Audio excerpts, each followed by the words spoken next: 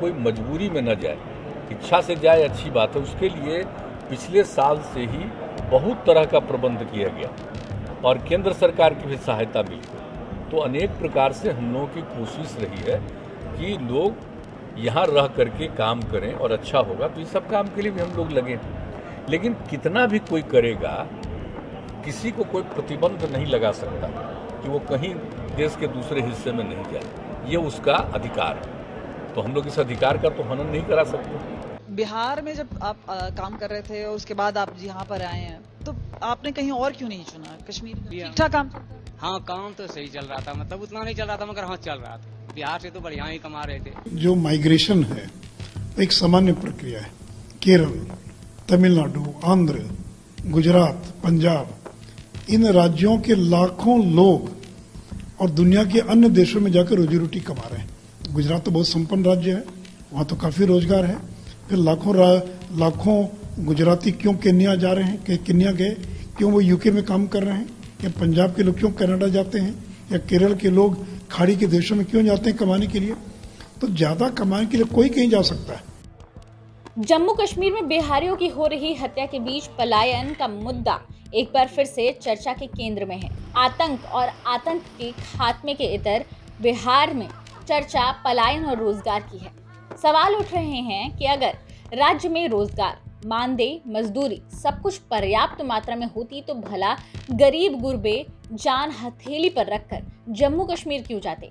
जिन मजदूरों की मौत आज कश्मीर में हुई है, जिन्हें आतंकी निशाने पर ले रहे हैं, उनकी मौत की एकमात्र वजह क्या आतंकवाद है या हमारी चुनी सरकारों की नाकामी ने उन्हें इस हाल पर पहुंचाया है? 2011 की जनगणना और टेस्ट जनरल ऑफ माइग्रेशन अफेयर्स के आंकड़े बताते हैं कि साल 1951 से लेकर साल 1961 तक बिहार की केवल 4% आबादी पलायन करती थी। साल 1971 और बीच के कुछ सालों में ये घटकर 2% हो गया। लेकिन साल 1981 से पलायन करने वाले लोगों में लगातार इजाफा देखने को मिला। साल 1981 में जहां 20.5 लाख लोग बिहार से पलायन कर रहे थे, वहीं साल 2001 और साल 2011 के बीच करीब 93 लाख लोगों ने बिहार छोड़ा। आंकड़े बताते हैं कि ऐसे लोगों के बिहार छोड़ने की सबसे बड़ी वजह बेरोजगारी है। पलायन करने वाले लोगों में 55% लोग नौकरी और बेहतर अवसर की तलाश में दूसरे प्रदेशों का रुख करते हैं।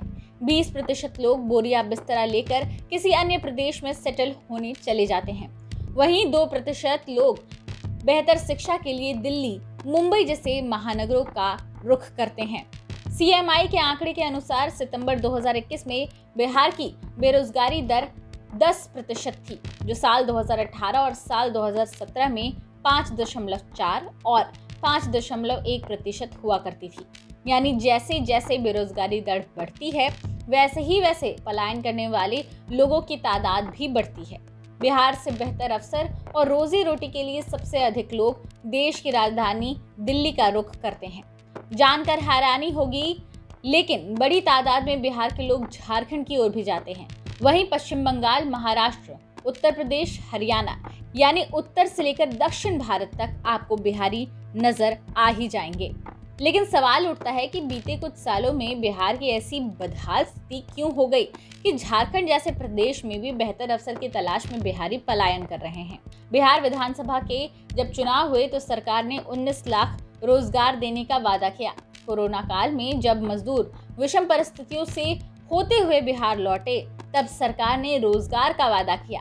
लेकिन रोजगार का वादा करके सत्ता के कुर्सी पर बैठी सरकार आज कह रही है कि कोई बाहर जाना चाहे तो उसे जबरदस्ती कैसे रोकेंगे?